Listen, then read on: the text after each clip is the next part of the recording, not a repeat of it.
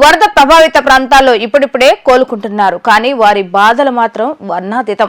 ఒక్కొక్క బాధితుడు తమ బాధలు చెప్తుంటే కళ్లకు కన్నీళ్లు తప్ప ఆనంద బాష్పాలు కరువయ్యాయి. ప్రభుత్వం అన్ని రకాలుగా చర్యలు చేపడుతున్నా కొన్ని ప్రాంతాల్లో సహాయక చర్యలు అందక తీవ్ర ఇబ్బందులు ఎదుర్కొంటున్నారు. దీనిపై మరింత సమాచారం మా ప్రతినిధి లిఖిత అందజేస్తారు. బుడమేరు వరద ఎన్నో జీవితాలని అతలాకుతలం చేసింది. విజయవాడను ముంచెత్తిన బుడమేరు వరద ఇప్పుడు చాలా జీవితాల్లో కూడా చిన్న భిన్నమైన పరిస్థితి. ప్రస్తుతం మనం ఓల్డ్ ఆర్ఆర్ పేట్ లో ఉన్నాము. ఓల్డ్ ఆర్ఆర్ పేట్ లో పరిస్థితి మనం చూస్తాం. కెమెరా విజువల్స్ లో చూసుకోవచ్చు.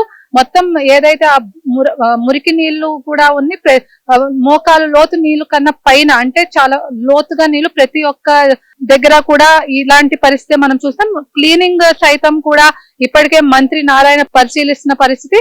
తాము చాలా ఇక్కడ ఉన్న బాధితులు చాలా ఆవేదన అయితే వ్యక్తం చేస్తున్నారు. తమకు ఎలాంటి అవసరాలు కూడా రావట్లేదు, అదే విధంగా తమను ప్రభుత్వం ఆదుకుంటారు అని చెప్పి కూడా ఇక్కడ కొంతమంది చెప్తున్న పరిస్థితి. ప్రస్తుతం మనం ఇక్కడ ఒక బాధిత ఫ్యామిలీతో ఉన్నాము. వాళ్ళని అడిగి తెలుసుకున్న అసలు చూసుకోవచ్చు. వాళ్ళ మొత్తం ఇది ఒక షాప్.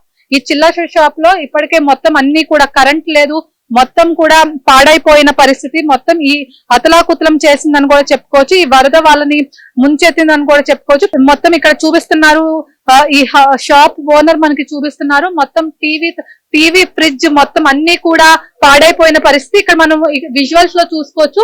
ఇక్కడ పాడైపోయిన స్ప్రైట్ బాటిల్స్, అదే విధంగా ఫ్రూటీ బాటిల్స్ అన్ని కూడా ఇక్కడే ఉన్నాయి. అది మొత్తం సరుకు చాలా వరకు నష్టంగా వచ్చింది. తమ జీవనాధారంగా ఉన్న ఈ షాప్ మేము కట్టుబట్టలు మొత్తం వాటర్ ని సైతం ఇక్కడ ఓనర్ అయితే చూపిస్తున్నారు. చాలా ఆవేదన అయితే వ్యక్తం చేస్తున్నారు. తమ కట్టుబట్టలతో మేము ఇక్కడ ఉన్నాము. తమకు 2 ఆడపిల్లలు ఉన్నారు, కానీ ప్రస్తుతం ఇక్కడ మనతో మాట్లాడటానికి బాధితులు ఉన్నారు.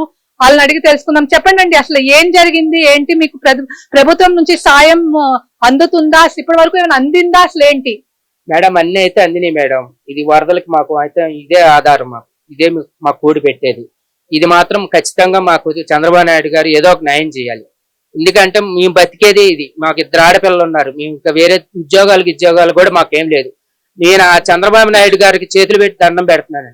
మీరు మాత్రం మా సరుకు మొత్తం 20,000 రూపాయల సరుకు అలాగే వాటర్లో అలా కొట్టి మేము తీసేదాకా కూడా ఆగకుండా మొత్తం వాటర్ బళ్ళు గిళ్ళు మొత్తం పోయినాయి.